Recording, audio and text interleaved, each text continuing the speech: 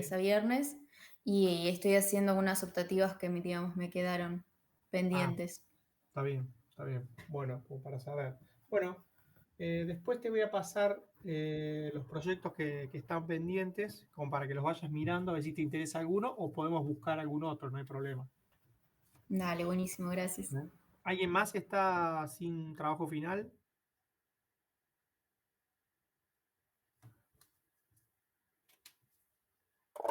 Bueno, puede ser que estén sin trabajo final y no quieren hacerlo también. Yo, Bueno, pero también, no sé si se me escuchan, pero sí, Pablo, buen eh, día, si te sí. escucha. Bueno, Habíamos acordado, creo, en un momento un grupo también con hacerlo en grupo con Manu, pero creo que quedó un poco ahí, Manu. ¿cómo no te Eh, escuché? no, habíamos en un momento acordado hacerlo, tipo formar por lo menos un grupo para hacerlo en grupo, pero creo que no avanzamos mucho más que eso, tipo, no avanzamos en una Está idea bien. fija o algo, por eso es que lo digo.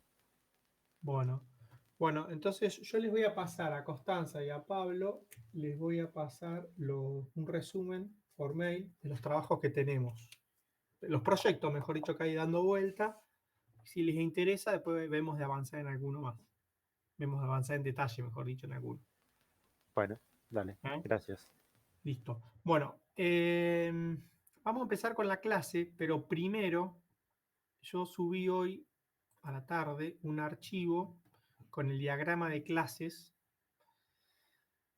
y fíjense que ya distribuí ahí los grupos, los temas y los grupos. Lo único que me está quedando pendiente es un estudiante que es Nicolás Escude, que no tiene grupo. Así que le pido a los grupos si lo pueden adoptar para que se sumen a alguno de los grupos de ustedes. Grupo 1, grupo 2, grupo 3, grupo 4 o grupo 5. En una de esas podría ir al grupo 4, por lo que estoy viendo, grupo 4. Sí, podría ir al grupo 4, que son menos. Es Tomás Becher y Tomás Fernández. Sí, ¿Están sí, ahí? no tenemos problema, ¿no? Listo, listo. Bueno, entonces lo agregamos ahí a Nicolás. No sé si está Nicolás acá, a ver. Ok, sí, estoy acá. Listo, bueno, entonces vos ahora sos un integrante nuevo del grupo 4. Soy yo. Bueno, fíjense que la próxima clase no sería la semana que viene, sino que sería la otra. ¿Por qué hice eso? Para darle, ya que el grupo 1 tiene que debutar con MongoDB, con la teoría, le vamos a dar una semana más para que pueda preparar el material. Entonces, la próxima clase no es la semana que viene, es la otra, es el 16 del 9, y el grupo 1 tendría que dar la teórica de MongoDB. Después, el grupo 2 tiene que dar la práctica de MongoDB. Ahí, si quieren, pueden trabajar juntos o no. No hace falta que trabajen juntos, pero si quieren, pueden coordinar. Después tenemos, lo mismo sucede con Oracle orientado a objetos. No es Oracle relacional. Y es el grupo 3 y el grupo 4, clase 5 y clase 6. Después viene el grupo, la clase 7 es de POGIS, el grupo 1. Clase 8, base de datos distribuidas, grupo 2. Y por último, clase 9, Redis, que le corresponde al grupo 5. ¿Se entiende el cronograma o queda alguna duda? ¿Alguien tiene Sí, sí, alguna se pregunta? entiende. O Está sea, la semana clarísimo. que viene no habría nada. Exactamente, la clase que viene no hay nada. Listo. Bueno, si no hay dudas, entonces arrancamos con la clase de hoy. Profe, perdón. Sí, Eh, la teoría de Oracle que le toca al grupo 3 creo que no tiene sí. la respuesta. ¿No tiene qué? No tiene fecha asignada en el PDF. Ah, a ver, me lo salteé ahí. Bueno, después lo subo de vuelta. Después lo subo. Ahí sería el 30 del 9. Ahí se va a correr todo para arriba. Hay un error mío ahí, me parece. Tenés razón. Ahora lo acomodo y lo subo más tarde. Pero- Perfecto. Bueno, entonces vamos a arrancar con la clase de hoy. La idea de hoy es ver estos 4 temas que están relacionados con SQL o con base de datos relacionales. Vamos a ver la desnormalización, vamos a ver cómo es la unión de tablas. Yo les expliqué algo la semana pasada, les dije que la unión de tablas siempre tenía que ser en el from y no la tienen que hacer más en el where, pero la idea es de hoy explicarles por qué eso. Vamos a ver cómo se procesa internamente una consulta y algunos secretitos para lograr que se consulte un poquito más rápido, se ejecute más rápido. Y vamos a ver algunas reglas de optimización. Digo algunas porque creo que vamos a ver como 15 reglas, pero existen un montón de reglas más. Básicamente, cuando nosotros hablamos de normalización, en la cursada pasada o en la materia pasada, vimos que la normalización es una técnica. Algunos autores dicen que es una técnica, otros autores dicen que es un proceso que te permite o que tiene dos ventajas. Por un lado, eliminar la redundancia de un modelo y por otro lado, eliminar las incoherencias, las dependencias incoherentes. Y que para eso tenemos 6 formas normales. Las primera, segunda, tercera forma normal. Cuando nosotros llegamos a la tercera forma normal, podemos decir que un modelo se encuentra normalizado. Y después tenemos la forma normal de voice code, la cuarta forma normal y la quinta forma normal, que casi estas últimas 3 casi no se utilizan en la práctica, pero son formas que están definidas en la teoría. Yo personalmente en la vida profesional siempre llegué hasta la tercera forma normal y no conozco ningún modelo, nunca me tocó trabajar con modelos que estén en la forma normal de voice code, en la cuarta o en la quinta. Ahora, los principios de la desnormalización dice de que, primero, que es una estrategia que se utiliza en un modelo de base de datos que ya está normalizado. Y esto es importante tenerlo en claro, porque desnormalizar no quiere decir que el modelo no fue normalizado. Desnormalizar consiste en aplicar desnormalización a un modelo que ya fue normalizado. O sea, que por lo menos está en la tercera forma normal. Parece un trabalengua, pero es muy importante la diferencia. Por otro lado, la desnormalización consiste en introducir redundancias que son controladas y son redundancias en los datos y redundancias en las tablas. ¿Cuál es el objetivo o cuál es uno de los principios que persigue la desnormalización? Es mejorar el tiempo de ejecución de las consultas o mejorar las prestaciones de las consultas. Como les decía hace un rato, siempre se va a partir de un modelo que está normalizado.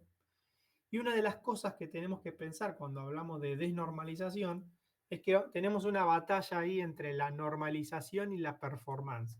Están los fanáticos de la normalización y los fanáticos de la performance. Y hay como una grieta ahí, porque cuanto vos más normalizado tenés, podrías estar en la segunda forma normal, pero eso va a implicar de que pierdas performance. Y al revés también. Si vos querés ganar mucha performance, tenés que empezar a desnormalizar el modelo. Entonces, básicamente la desnormalización busca, o el objetivo es optimizar los tiempos de ejecución en una consulta. Y generalmente lo que hace es disminuir la cantidad de tablas que participan en una consulta. Ahora después vamos a ver algunos ejemplos de eso. ¿Cuáles son los factores de la desnormalización? Una característica que tiene es que el modelo de datos o el diseño de registro, como lo quieran llamar, se hace más complejo. Y lo que estamos ahí sacrificando es la flexibilidad del modelo. Tenemos un modelo menos flexible que si está normalizado. Otra característica u otro factor es que se va a agregar redundancia en la base de datos, pero la característica que tiene esta redundancia es que es una redundancia controlada. Y básicamente los accesos que vamos a tener a las tablas van a ser más rápidos, pero va a ser más lento actualizar los valores o los datos en las tablas. ¿Cuándo vamos a aplicar desnormalización? En estos 6 casos. Y ahora vamos a ver ejemplos uno por uno. Cuando queremos combinar una relación 1 a 1, cuando queremos duplicar atributos en relaciones de 1 a muchos, cuando queremos duplicar atributos en relaciones muchos a muchos, cuando necesitamos particionar tablas, introducir datos derivados o agregar nuevas tablas, lo que algunos llaman tablas temporales. Entonces vamos a ver el primer caso. Cuando nosotros queremos combinar relaciones uno a uno, en este caso, por ejemplo, que tenemos una tabla automóviles y una tabla motores, tenemos una relación uno a uno, básicamente porque un automóvil siempre tiene un motor y un motor siempre pertenece a un automóvil. Entonces ahí tendríamos que ver si en realidad nos conviene tener las tablas, dividir los datos en dos tablas o nos conviene tener todo en una sola tabla. Entonces, si nosotros unificamos los datos acá, estamos desnormalizando, vamos a agregar todos los campos de la tabla motores en la tabla automóviles. ¿Y qué vamos a estar logrando ahí? Vamos a lograr tener que hacer una consulta solamente a una tabla y no tener que hacer un inner join. Nos vamos a ahorrar un inner join. Entonces, obviamente que una consulta que hace una consulta, valga la redundancia, a dos tablas es más lerda que una consulta que lo hace a una tabla. Entonces, la nueva consulta, esta sería el modelo original. El nuevo modelo quedaría con una sola tabla que tiene todos los atributos. En donde acá tenemos atributos que no pertenecen al PK o a la clave que identifica el automóvil, sino que pertenecen al motor.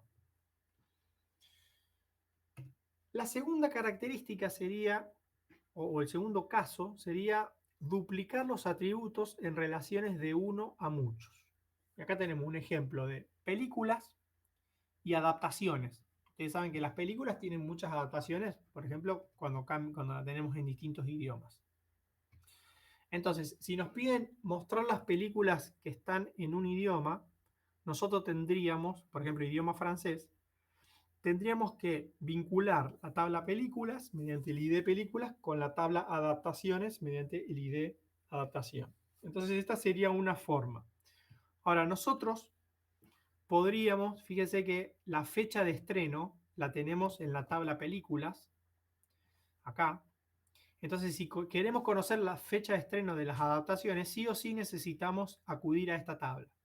Una forma de desnormalizar eso sería colocar la fecha de estreno en la tabla adaptaciones e incluso también poner el nombre original en la tabla adaptaciones. Entonces, de esa forma lo que estoy haciendo es duplicar los campos que están en ambas tablas, como fecha, estreno y nombre original, y cuando haga consultas solamente me voy a manejar con la tabla de adaptaciones. De esa forma también voy a optimizar esta consulta porque no va a hacer falta que haga un inner join con la tabla películas. Ahora, esa es la ventaja. La ventaja es obtener los datos más rápidos. La desventaja, como les decía al principio, es que hay que mantener esto, porque cada vez que se hace un insert hay que hacer la fecha de estreno y el nombre de la película en las dos tablas, y si se hace una modificación también hay que actualizar ese registro en ambas tablas. Otro caso donde se aplicaría desnormalización es cuando tenemos relaciones de muchos a muchos. Entonces, ustedes como ya saben, cuando hay una relación de muchos a muchos, generalmente lo que se hace es ingresar o poner una tabla intermedia, y para obtener los resultados de esas tablas necesitamos hacer un multi-join con tres tablas. Entonces vamos a ver un caso en donde tenemos las películas por estudio y los estudios. En realidad acá tenemos la tabla películas, que puede tener muchos estudios, y un estudio puede tener muchas películas. Por eso surge, en el proceso de normalización, surge la tabla intermedia películas por estudio.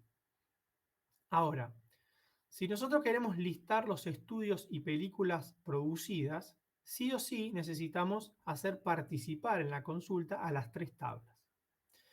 Si agregamos desnormalización, nosotros podríamos agregar estos dos campos, que es el nombre del estudio y el nombre original, también en la tabla intermedia que va a unir la relación muchos a muchos.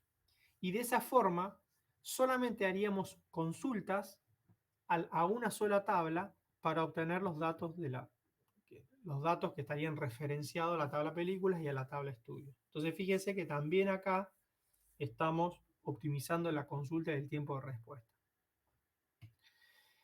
Otro caso, el cuarto caso, es cuando nosotros queremos partir las tablas. Como ustedes ya saben, lo que se llama fragmentación, existe la fragmentación horizontal y la fragmentación vertical. Horizontal es cuando hacemos una fragmentación por filas, y vertical es cuando decimos, bueno, algunos atributos van a la primera tabla y otros atributos van a la segunda tabla.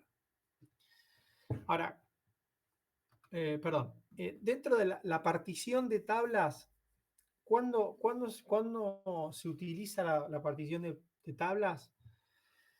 Que en realidad en la práctica no se hace mucho, es cuando nosotros tenemos o por qué hacerlo, por alguna cuestión de permisos o por alguna cuestión de localización, o porque tenemos los datos distribuidos en distintos nodos. Por ejemplo, supongamos que tenemos la tabla ventas del supermercado Toledo.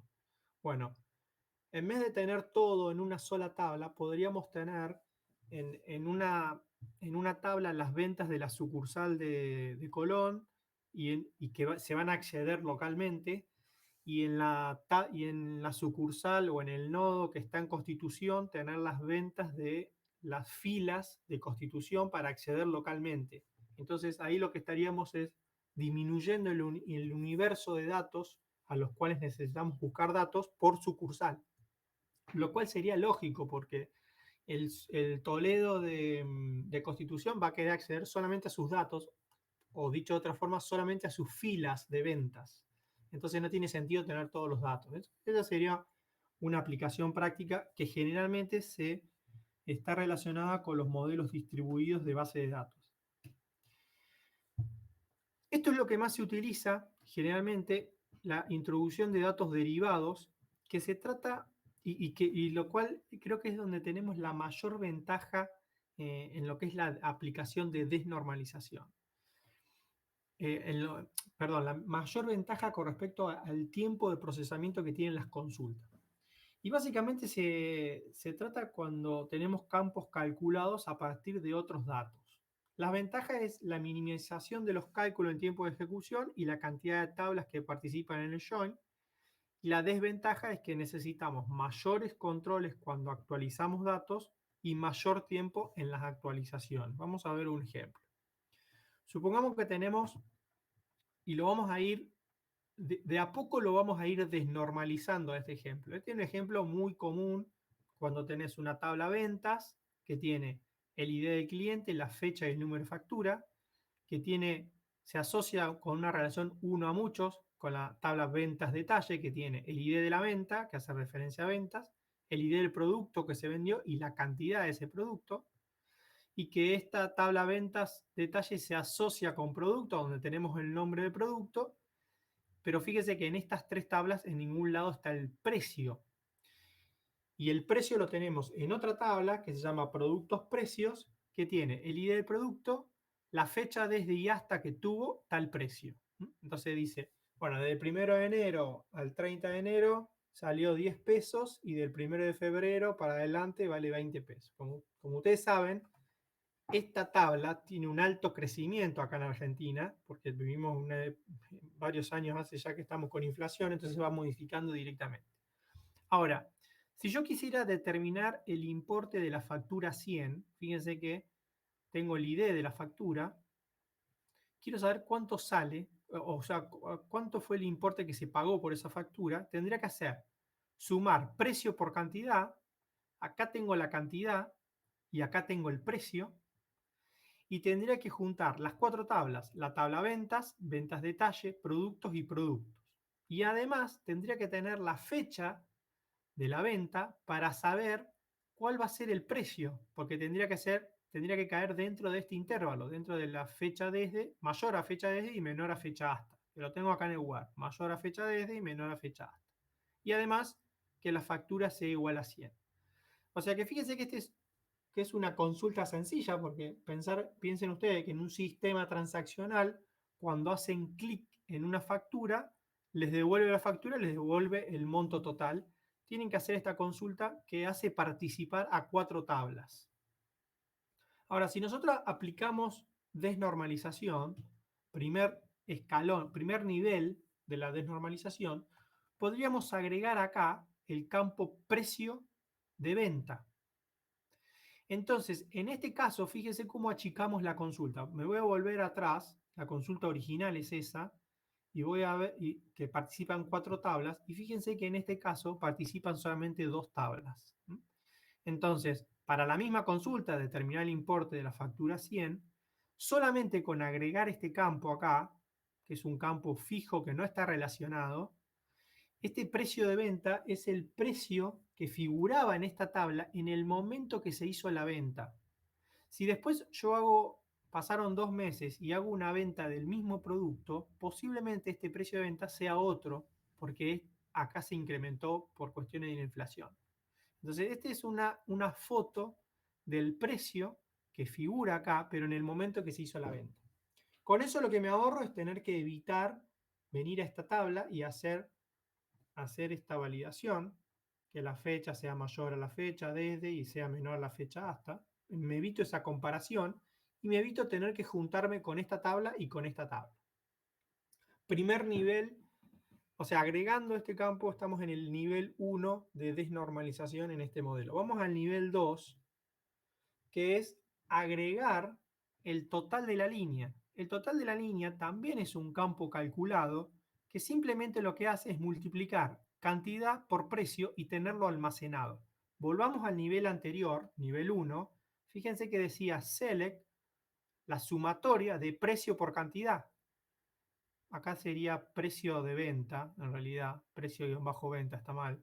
Precio-venta por cantidad. Y fíjense que acá me ahorro de hacer ese cálculo. Directamente hago una sumatoria sobre este atributo, sobre este campo. Entonces, ahí estamos en el nivel 2 de desnormalización de este caso. Pero podemos seguir avanzando a un nivel 3, en donde voy a agregar otro campo calculado en la tabla ventas, que se llama total de la factura, que va a hacer el cálculo de cada una de las líneas que tiene como hijas o de los registros que tienen como hijos, de esta va a ser la sumatoria de total línea. Y fíjense que ahora para determinar el importe de la factura 100, solamente tengo que hacer select de este campo, de una sola tabla, número de factura igual a 100. De esta forma nosotros pudimos optimizar el rendimiento de una consulta. Y vamos a ver una comparación. Acá tenemos la consulta original y la consulta desnormalizada. En este caso estamos en un modelo normalizado en la tercera forma normal y en este caso estamos en un modelo normalizado en la tercera forma normal más la aplicación de la técnica de desnormalización. No hace falta preguntar cuál es más rápido, porque obviamente que es este, pero fíjense que acá estamos calculando una sola factura. ¿Qué pasa si nosotros queremos calcular el importe total recaudado por mes? Tendríamos que sumar todas las facturas, entonces ahí sería mucho más fácil en este caso, y en este caso sería bastante más complejo porque el procesamiento y el tiempo de procesamiento asignado sería mucho mayor. Esta es una consulta instantánea y esta es una consulta que va a demorar un par de segundos dependiendo del volumen de datos que tengamos registrado. Bueno, acá tienen un ejemplo práctico de cuando está piola aplicar desnormalización. Yo personalmente en la vida profesional, todo lo que esté relacionado con ventas y campos calculados, generalmente aplicamos desnormalización porque nos simplifica muchísimo el tiempo de procesamiento. Y por último, el caso 6 es agregar nuevas tablas, que generalmente esto se utiliza cuando nosotros vamos a trabajar con data mining, cuando vamos a trabajar con Cubos OLAP o con Warehouse o en un Business Intelligence. Entonces acá tienen, fíjense, en el mismo ejemplo anterior, venta detalle, producto y producto precio, podemos agregar tablas resumen en donde tenemos por ejemplo, el monto total que se vendió por día. O sea, todos los días se va a correr algún script al finalizar la jornada laboral, en donde va a recalcular cuánto se vendió por día y va a insertar un registro acá. Y también podemos tener otra tabla, se dice tabla temporal, pero en realidad está mal dicho el término tabla temporal, porque no es temporal, en realidad va a estar siempre persistente, no es que se crea y se borra, pero es una forma en la jerga de llamarlo, que no está bien para mi gusto. Pero bueno, tenemos esta tabla resumen tenemos la tabla resumen ventas 1, ventas 2. Acá fíjense que tenemos lo mismo que acá, la fecha, el monto y el ID cliente. O sea que en este caso vamos a tener un registro por día y en este caso vamos a tener un registro por día por cliente. Entonces, si queremos acceder a la cuenta corriente del cliente o a las ventas que se hizo para un cliente, en vez de tener que juntar todas estas tablas, directamente accedemos a esta tabla y acá tenemos todo. Y así podemos seguir agregando las tablas resumen que ustedes consideren necesarias. Y obviamente las consultas van a ser mucho más rápidas. Dentro de lo que es las consultas multitabla, nosotros lo primero que tenemos que hacer, porque acá surge la duda, che, ¿cuándo aplicamos desnormalización? Porque nos enseñaron a normalizar, pero ahora nos enseñan a desnormalizar. ¿Cuándo lo hago? Lo primero que tenemos que hacer es, cuando tenemos una consulta SQL, tratar de optimizar la base de datos y de optimizar las consultas. Eso es el primer paso que tenemos que hacer. Ahora, si no estamos muy conformes con eso, ahí sí, tenemos que tratar de aplicar desnormalización. Aplicar desnormalización, si volvemos al ejemplo anterior, acá, fíjese que yo agregué este campo y agregué el precio de venta y agregué el total de línea. Tiene un costo de mantenimiento, porque si a mí me modifican un precio acá, tendría que impactar acá, o no, dependiendo de la situación, pero tendría que impactar en el precio de venta y tendría que impactar en el total de la línea y tendría que impactar en el total de la factura. Si se modificara una factura, lo que pasa es que casualmente una factura no debería modificarse.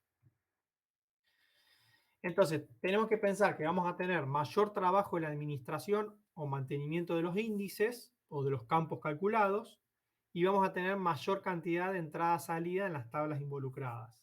Pero vamos a ganar mucho en lo que es el procesamiento.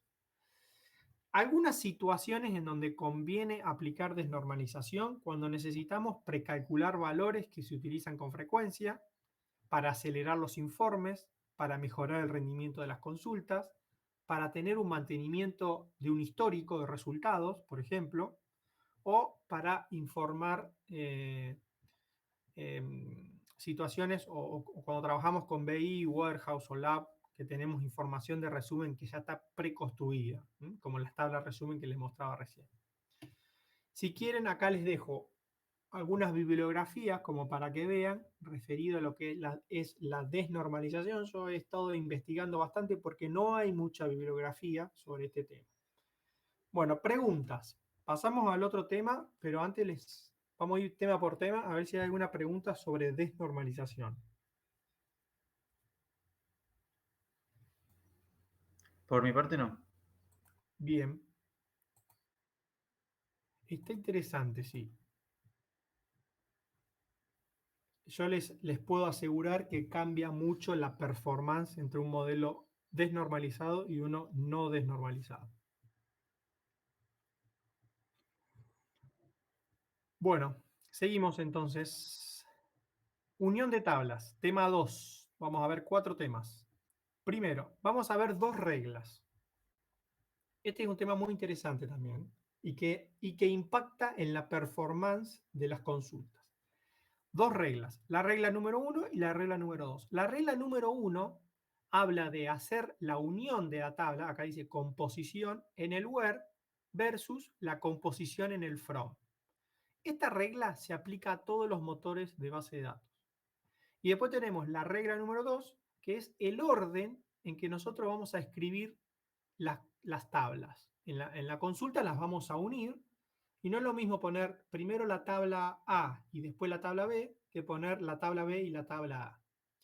Ahora, esta regla no se aplica a todos los motores de base de datos, ya que esta regla depende del motor de base de datos. Dicho esto, vamos a ver la regla número 1. Entonces, regla número 1, supongamos que tenemos la tabla salas que tiene una relación 1 a mucho con máquinas. Hay muchas máquinas, pues esto puede ser una sala de casino, esto puede ser un ciber, en donde en una sala tenemos muchas máquinas y una máquina está en una sala. Tenemos la máquina y el ID de sala, una tabla, 2 tablitas sencillas.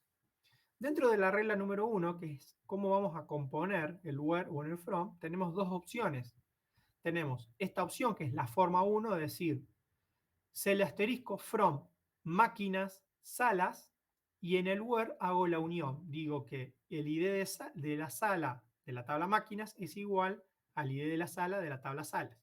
Esto sencillo, ya lo conocen. La otra opción es hacer la composición en el from. /from máquinas, inner join salas, on máquinas.id sala igual a salas.id sala.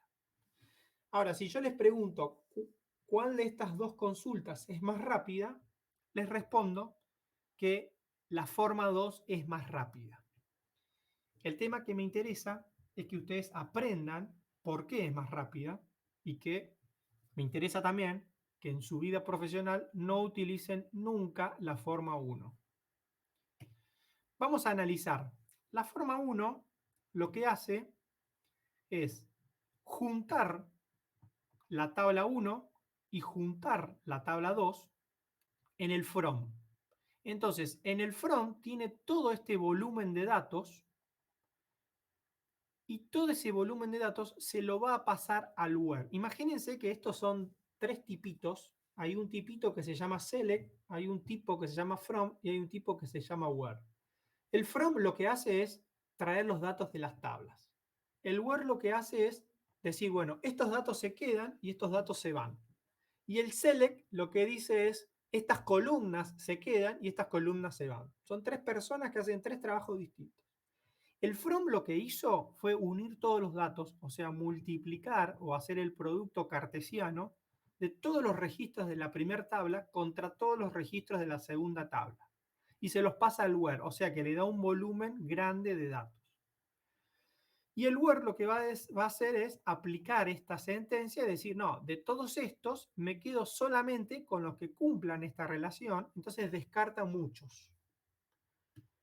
Ahora, la forma 2, el tipo que está, primero que acá participan solamente 2 personas, no trabaja, solamente está el que selecciona columnas y el que une datos, pero no, o trae los datos de la tabla, el where no participa. Pero fíjense que el trabajo del from es mucho menor, porque se va a quedar solamente con la porción de resultados o con los registros que cumplan con la intersección de los datos de la tabla 1 y de la tabla 2. Y solamente le va a dar al where, que en este caso no se lo da porque no participa el where, pero si hubiera un where, solamente le va a dar el where el conjunto de datos que necesita o que ya superaron este apareamiento de datos, porque el producto cartesiano se realiza en el from. ¿Cómo? Exactamente, sí. Entonces, fíjense que el volumen de datos que se maneja internamente es mucho menor entre el from y el where y el select, con respecto a este que tiene que hacer el producto cartesiano de todos los registros para después descartarlos. Entonces, este es el motivo por lo cual esta consulta, la composición en el from, es más rápida que la composición en el where. Y después tenemos la regla número 2, que bueno, primero, la regla número 1 se aplica a todos los motores, o sea, en todos los motores, inner join va a ser más rápido que hacerlo en el where. Y la regla número 2, tenemos el mismo ejemplo, pero fíjense, obviamente ya acá trabajamos con inner join, pero fíjense que en este caso tenemos primero la tabla máquinas y después la tabla salas, y en la segunda forma tenemos al revés, primero la tabla salas y después la tabla máquinas. Hay una de estas dos consultas que es más rápida que la otra. Y yo les digo, hay una que es más rápida que la otra, y usted me va a decir cuál, y la verdad que no les sé decir cuál, porque eso depende del motor de base de datos. Ahora, pero vamos a ver por qué. En la forma 1 dice que la tabla, el orden es máquinas y salas. Nosotros tenemos que pensar que la tabla máquinas va a ser más grande que la tabla salas, porque tenemos una relación 1 a muchos. Siempre va a haber más máquinas, más registros en la tabla máquinas que más registros en la tabla sala. Entonces ahí tenemos, siempre que nosotros hagamos una consulta multitabla, tendríamos que analizar eso. ¿Cuál es la tabla que crece más o que tiene mayor cantidad de registros? Entonces, si nosotros ponemos la tabla más pesada del lado izquierdo de la consulta, vamos a tener muchos accesos hacia la tabla más liviana, o en este caso hacia la tabla 2. Fíjense que en este caso pusimos la tabla más grande, que es máquinas, acá máquinas, y la tabla más pequeña del lado derecho, salas. En cambio, si nosotros las escribimos al revés, ponemos la tabla más pequeña del lado izquierdo, vamos a tener menos interacciones con la tabla 2, que va a ser la más grande. Entonces, nosotros lo que tenemos que lograr o tenemos que buscar es tener menos interacciones en esta unión de tablas. Entonces, podríamos decir que esta consulta es más rápida que la anterior. Ahora, eso depende. ¿Y de qué depende? Del motor de base de datos, de cómo se analiza sintácticamente la cadena o el inner join en una consulta SQL. Por ejemplo, en MySQL se analiza de izquierda a derecha. Entonces, en MySQL conviene colocar la tabla que tiene menor cantidad de registros del lado izquierdo del inner join, que es el ejemplo que les estaba dando acá recién. Analiza de izquierda a derecha, o sea, primero lee la tabla salas y después lee la tabla máquinas. En cambio, en Oracle se analiza sintácticamente de derecha a izquierda, o sea, que si nosotros escribimos esta sentencia o esta consulta en Oracle, va a interpretar primero la tabla máquinas y después la tabla salas, porque la lee de derecha a izquierda. En ese caso, tendríamos que escribirla al revés. Tendríamos que poner primero la tabla máquinas y después la tabla salas. Por eso, si vamos a trabajar con Oracle, conviene colocar la tabla mayor del lado izquierdo del inner join. ¿Se entiende la diferencia?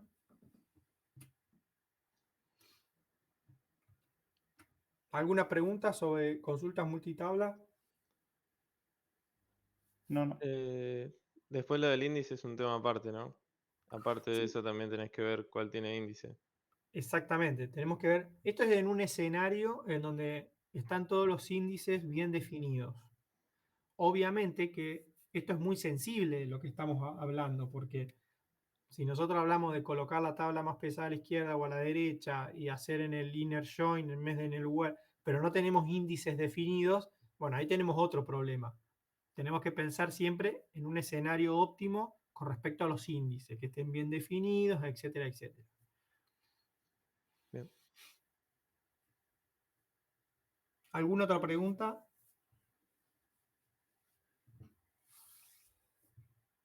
Seguimos. Tercer tema, procesamiento de consultas. Nosotros escribimos una consulta, le damos a ejecutar y adentro esa consulta se procesa, el motor de base de datos la procesa. Ahora, ¿qué es lo que pasa dentro de la consulta? Es interesante entenderlo, primero conocerlo, entenderlo, para poder escribir mejor las consultas y ahorrarle tiempo al motor de base de datos. Básicamente se ejecutan 5 actividades. Primero es analizar la caché de la consulta, después se hace un parseado de la consulta, se optimiza la consulta y se planifica. Todo eso se hace en tiempo de ejecución, en tiempo de compilación. Y el último paso, bueno, obviamente es, una vez que ya está escrita y analizada, parseada, optimizada y planificada, se ejecuta en tiempo de ejecución.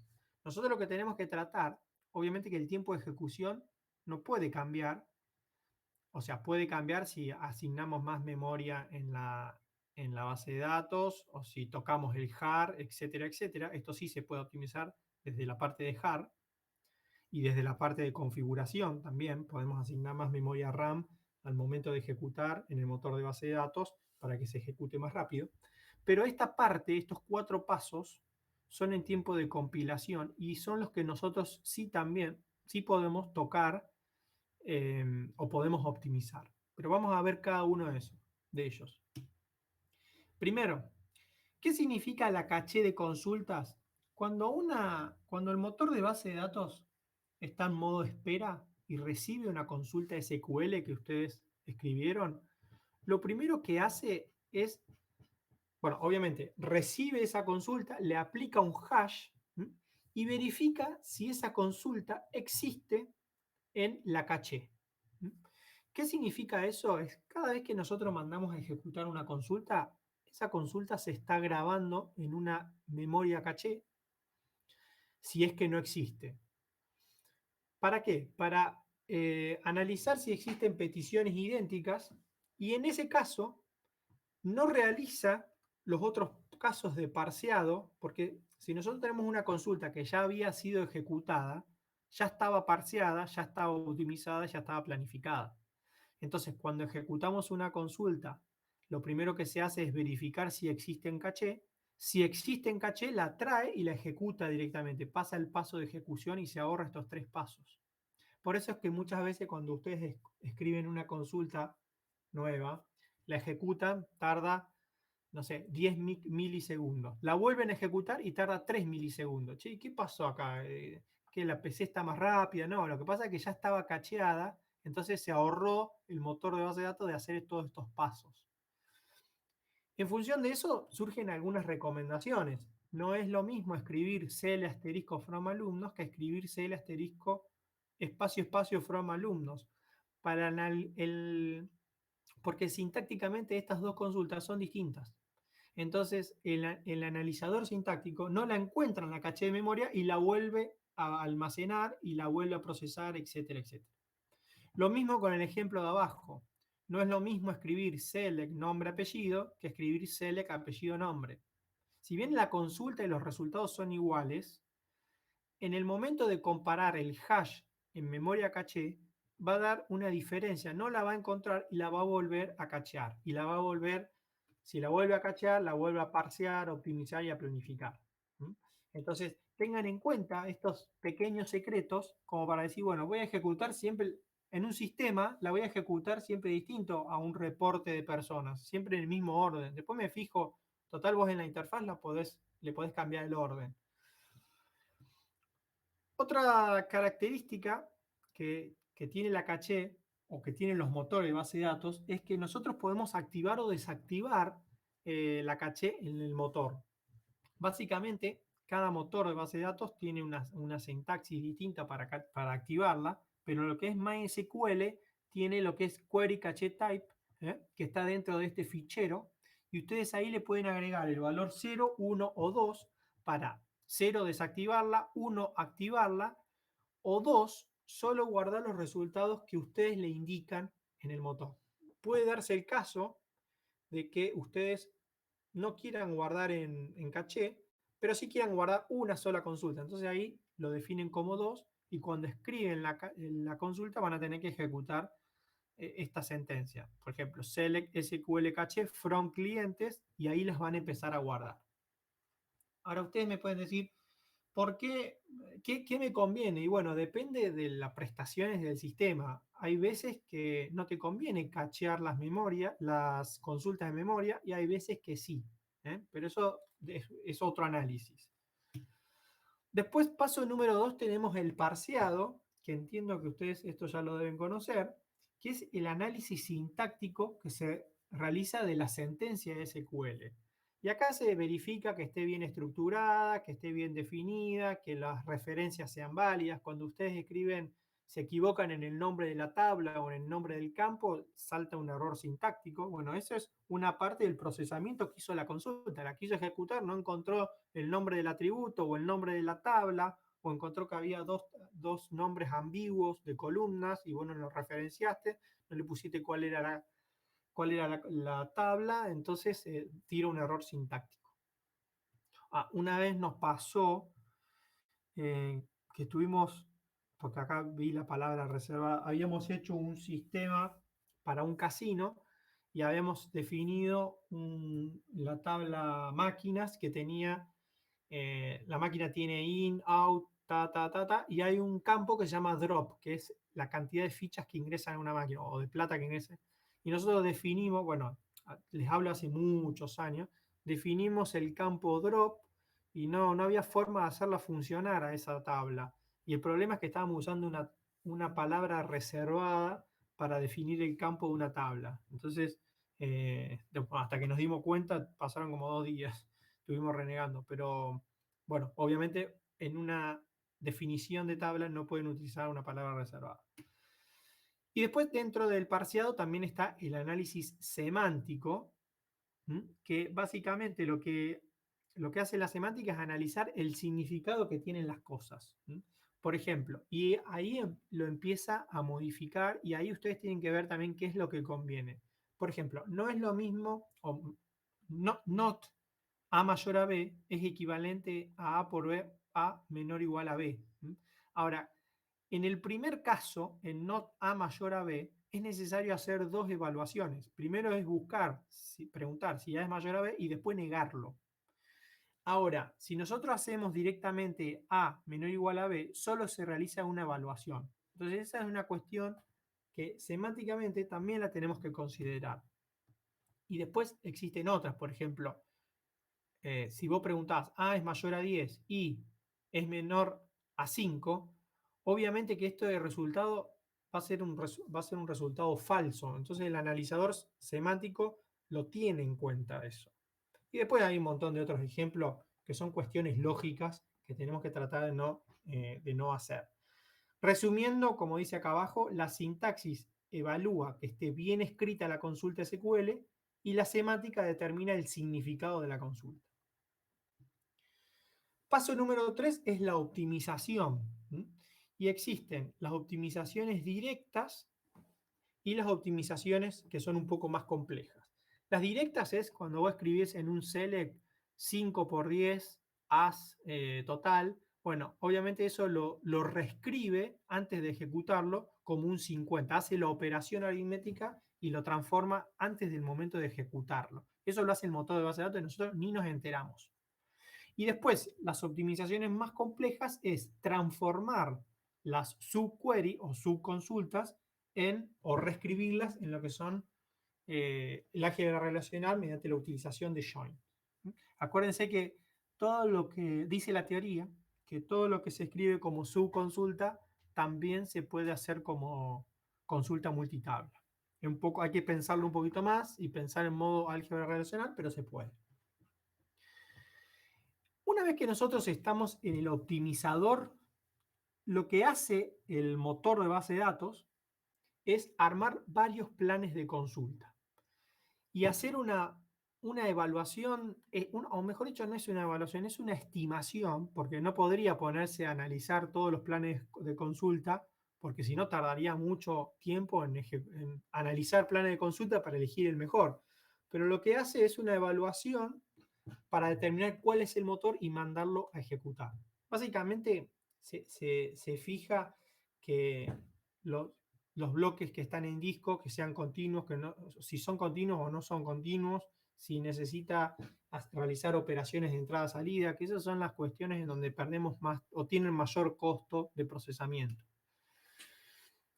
Bueno, realiza esas acciones y después pasa a lo que es la planificación, que cada motor de base de datos tiene distintas sentencias para verificar y analizar la planificación que realiza una consulta. En MySQL es explain, es bastante limitado MySQL, como creo que ustedes lo vieron el año pasado, el que más información aporta es SQL Server, incluso información hasta gráfica, y te muestra dónde están los puntos de demora y te muestra dónde podés ir a optimizar.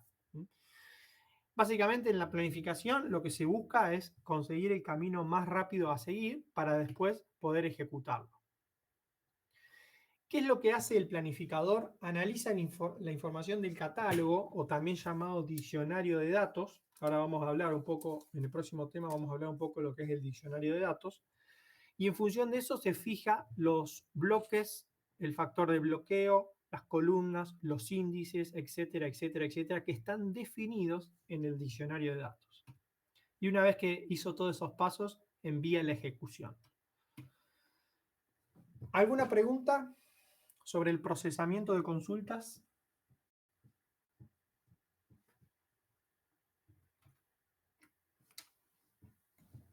Por mi parte, no. Bien. Bueno, seguimos entonces. Reglas de optimización, último tema. Reglas de optimización, nosotros podemos...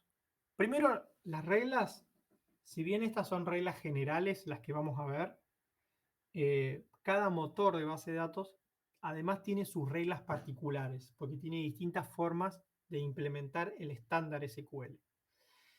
Y las reglas pueden variar en función del motor de base de datos que estemos utilizando, del tipo de índice que estemos utilizando, y también depende de la magnitud de la base de datos. Cuando hablo de magnitud, hablo de cantidad de registros. No es lo mismo optimizar la tabla clientes que tiene 500 registros a optimizar la tabla clientes que tiene 10 millones de registros. Entonces, ahí tenemos una diferencia en magnitud muy a ser considerada. Regla número 1, evitar el asterisco. ¿Por qué tenemos que evitar el asterisco? Porque cuando nosotros escribimos select asterisco from tabla, el motor de base de datos no sabe cuáles son las columnas que tiene que devolver de esa tabla. Como no lo sabe, lo que tiene que hacer es ir al diccionario de datos. El diccionario de datos es un lugar que está dentro del motor de la base de datos, que como lo dice su palabra, es el diccionario, en donde están todas las definiciones de la base de datos. Y ahí entonces, supongamos que estamos con la tabla clientes, va a buscar la tabla clientes y va a decir, me dijeron que devuelva de la tabla clientes todas las columnas. Entonces va al diccionario de datos, busca la tabla clientes, se fija cómo está definida esa tabla y dice, la tabla de cliente tiene apellido, nombre, DNI, ID y fecha de nacimiento. Vuelve, reemplaza el asterisco por esos 5 campos y manda a ejecutar la consulta. ¿Qué quiere decir esto? Que nosotros tendríamos que evitar que el motor de base de datos vaya a consultar el diccionario de datos y que el diccionario de datos tenga que buscar los datos y que tenga que devolver las 5 columnas y reemplazarlo por el asterisco. ¿Cómo lo evitamos? Sacando el asterisco y poniendo los campos. Select, nombre, coma, apellido, coma, DNI, coma, from clientes. Esa consulta va a ser más rápido, la consulta que nosotros especifiquemos. La consulta que nosotros pongamos en el select, las columnas va a ser más rápida que la consulta select asterisco, porque le ahorramos un paso al motor de base de datos. Regla número 1. Regla número 2.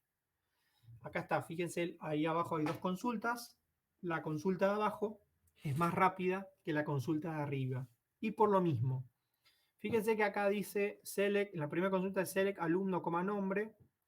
Ahora, alumno no sabe de qué tabla es, no sabe si es de la tabla alumnos o de la tabla clases.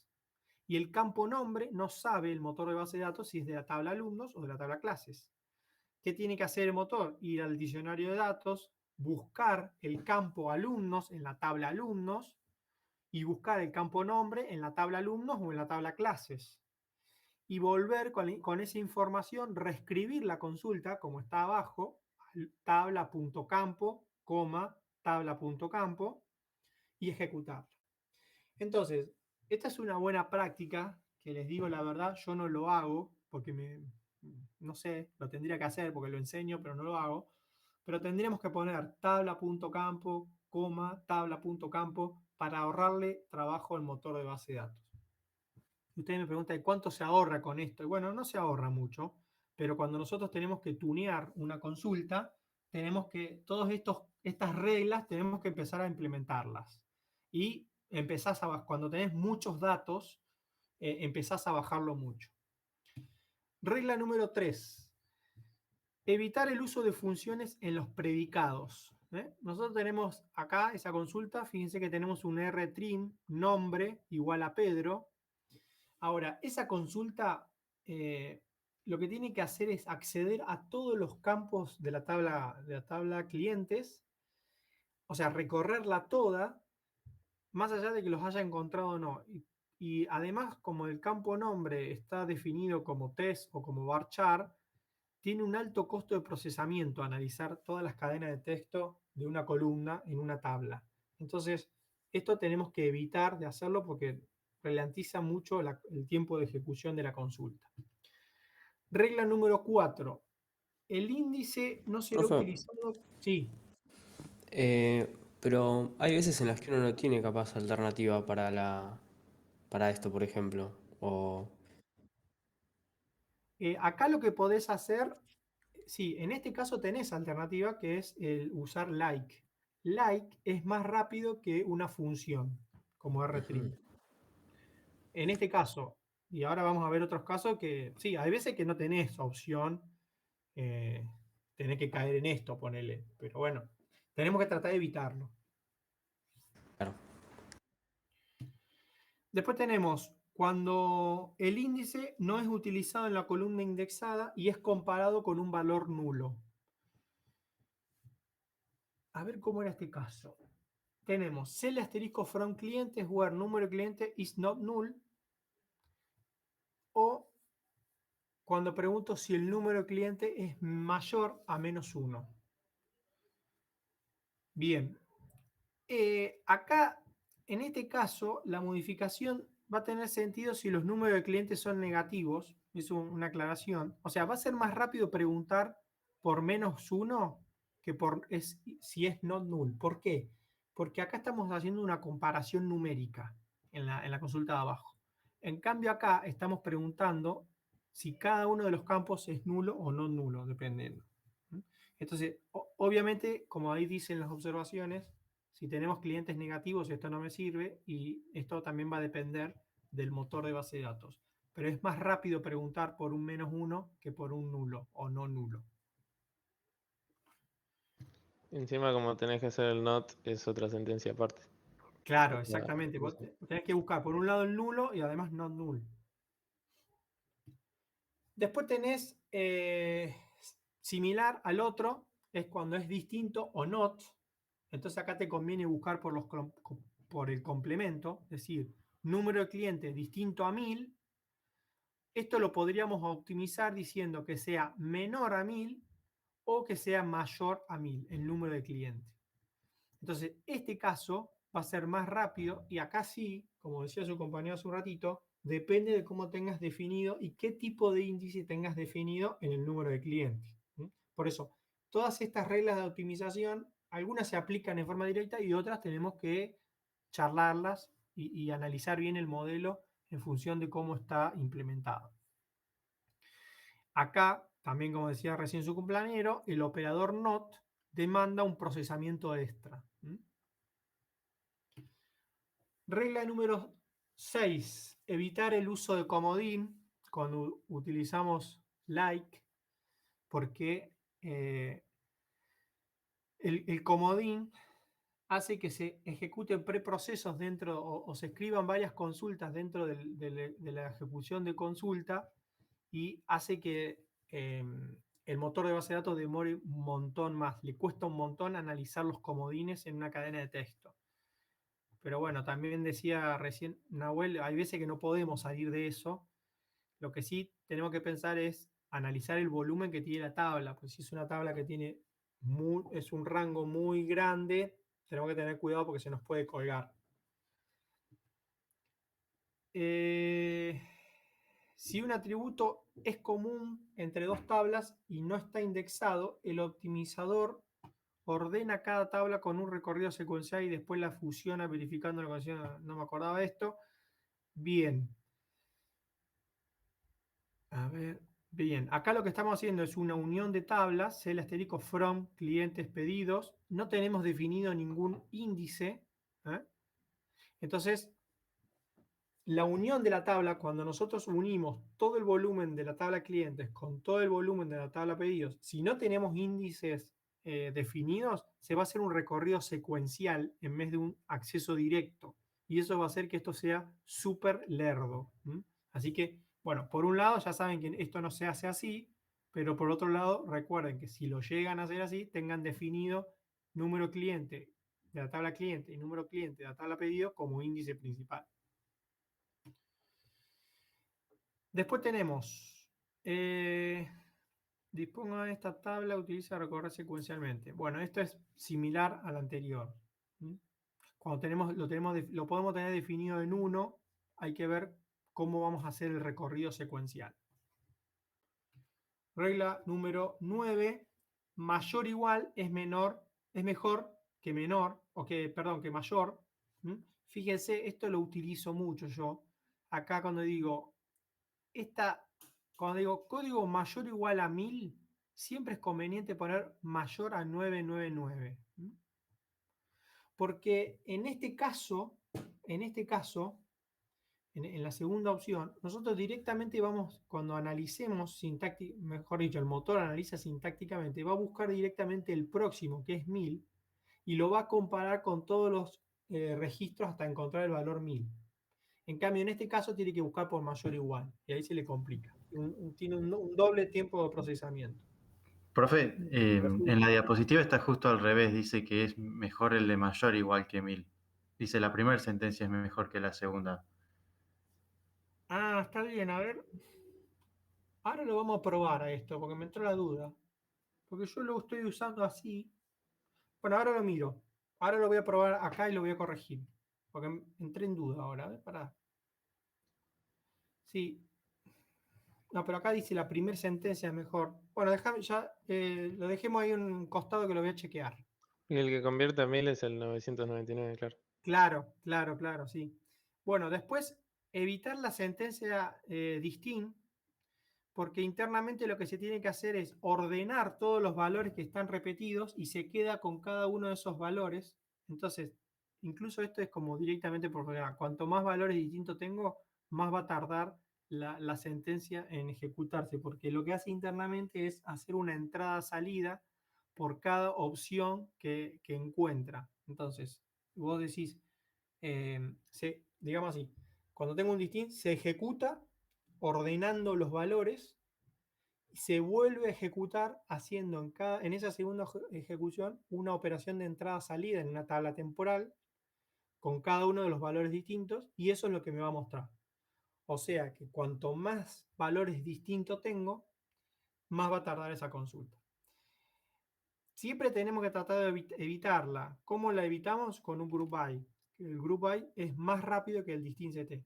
En algunos casos. Después, ahora creo que hay otra sentencia más adelante que nos dice lo contrario, pero en algunos casos es distinto.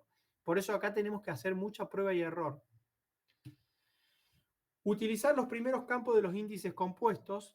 Esto es muy interesante.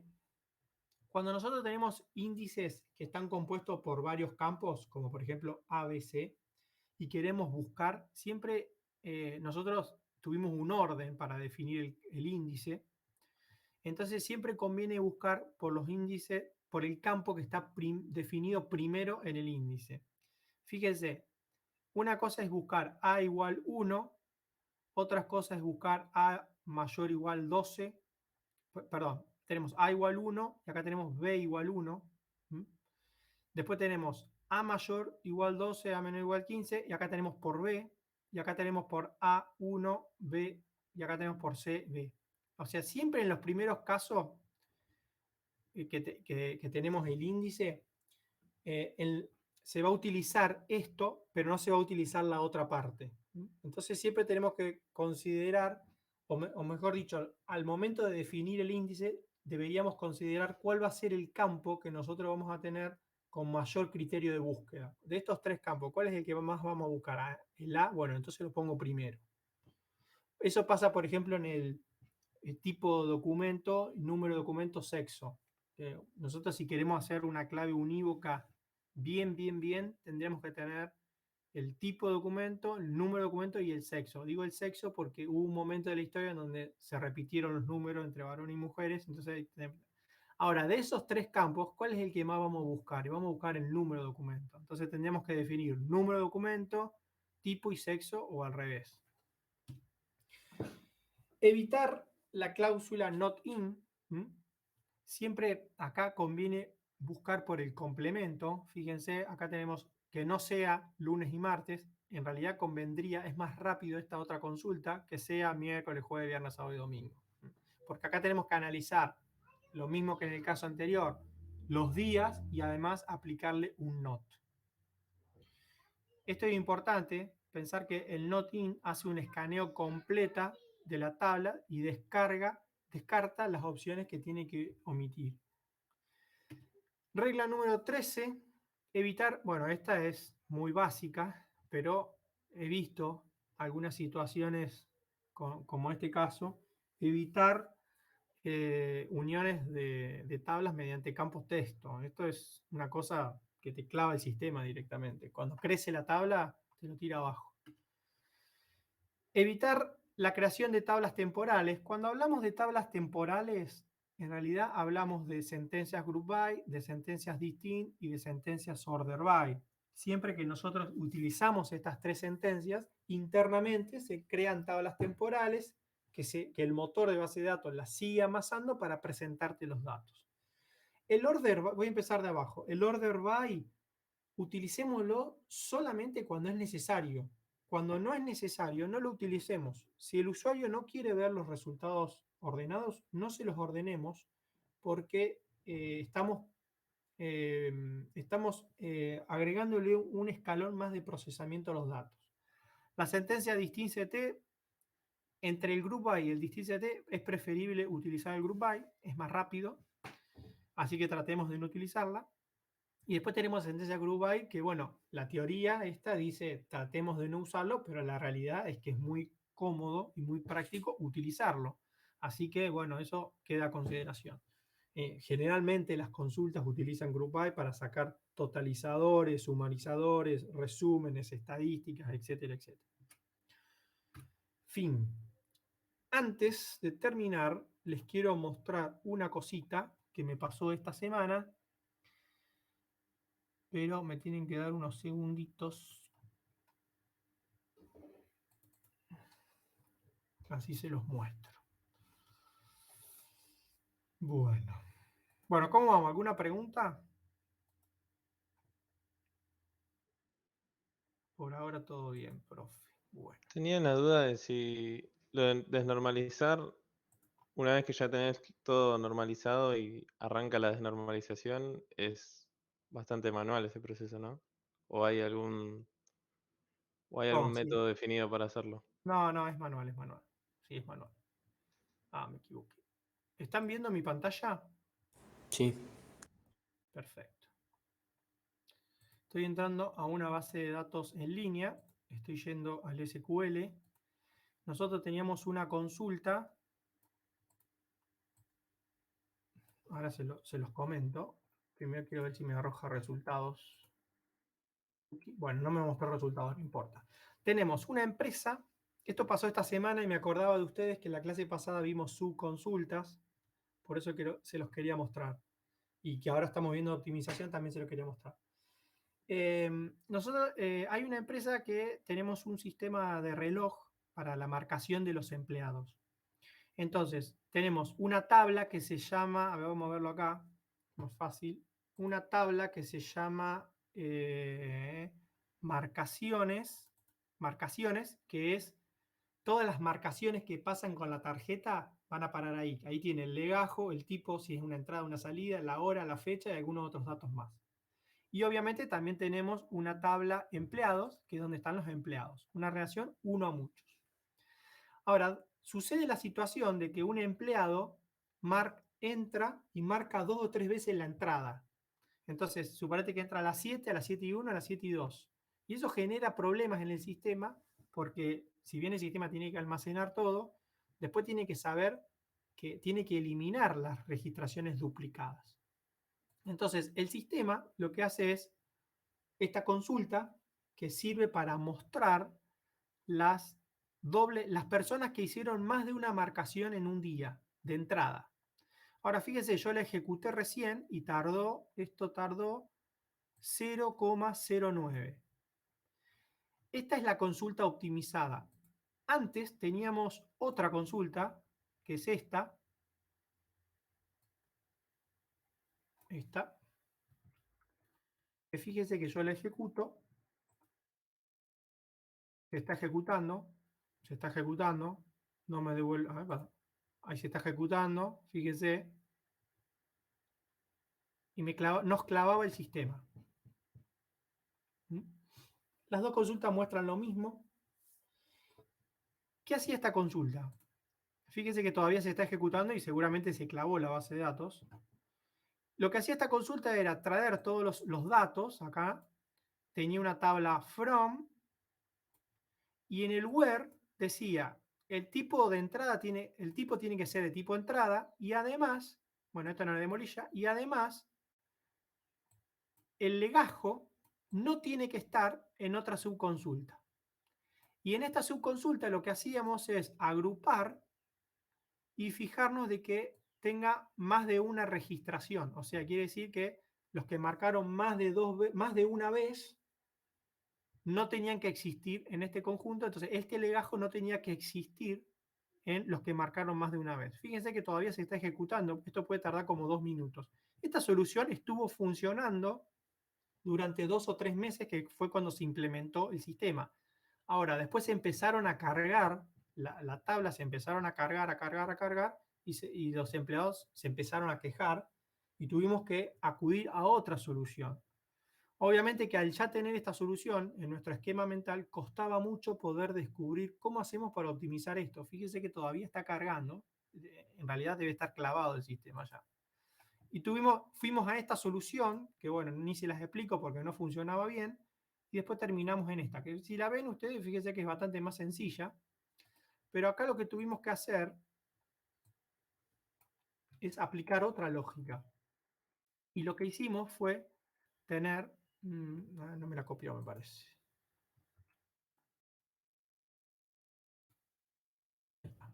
Lo que hicimos fue, en vez de hacer la subconsulta en el where, hicimos la subconsulta en el from.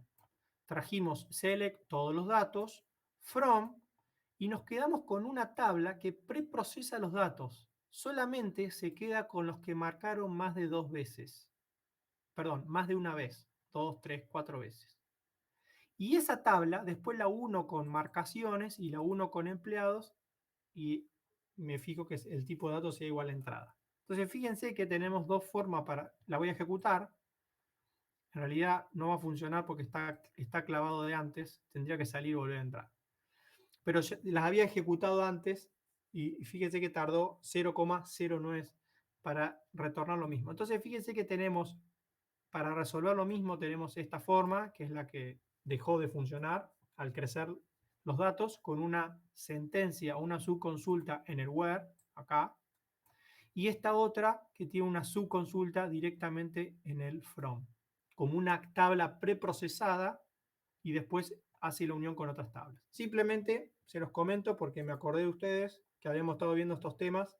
Me pareció interesante darles un ejemplo práctico. Bueno, como la clase de hoy tendría que ser las clases que presenten ustedes, ¿eh?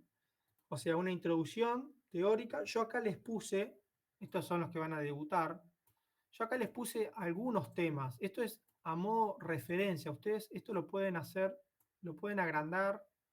No creo sacar porque son cuestiones básicas, pero tienen que hacer una introducción de Mongo, qué es un documento, qué es una colección, cómo son las sentencias, cómo se crea, cómo se elimina, se modifica, se hacen consultas. Enseñarnos a instalar Mongo Atlas o Mongo Lab, que son dos clientes, o dos clientes de Mongo. Mongo Lab nació en realidad como un proyecto independiente que después Mongo lo compró. Bueno, y fíjense de poner en la teoría, poner ejemplos de la práctica, como para que lo vayamos entendiendo. Y los de la práctica van a tener que desarrollar un trabajo práctico y lo vamos a tener que ir resolviendo entre todos. Un poco nosotros y un poco ustedes. Y lo mismo el resto de las clases. ¿Alguna pregunta? Profe, ¿la parte de la instalación del software corresponde al grupo de teoría o al de práctica? Y yo calculo que el de teoría nos va a orientar a... Sí, yo calculo que sí. Sí, al de teoría. Okay. Igual, hagamos así, al de teoría, justamente Mongo, al de teoría, pero después tenés 3 formas para conectarte o para utilizar la tabla Mongo. Tenés una forma que es a través de crear una cuenta de usuario y hacerlo en el servidor de Mongo. Otra es hacerlo instalás Atlas y lo haces en tu computadora y tenés la base de datos ahí. Y otra forma es trabajás en modo local y sincronizás los datos con el servidor de Mongo. O al revés, trabajás en el servidor con tu cuenta de usuario y sincronizás a tu PC. Bueno, les estoy tirando ahí unos centros importantes como para que sepan por dónde ir.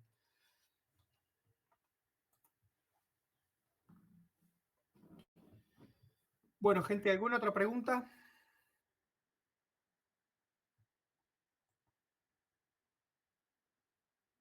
Ya están acá. Están en el documento, pero campus. lo voy a subir de vuelta porque acá me comí un día. Acá este día me comí. En realidad esto tendría que ser, este 30 del 9 va a ir acá y así se va a ir subiendo todo. Exactamente, ahí están los responsables y abajo están los grupos. Ahora en un ratito subo este archivo. Profe, ¿podés subir también los PDF de las clases? Que Subo creo los que no PDF de quedaron. las clases también, sí, sí.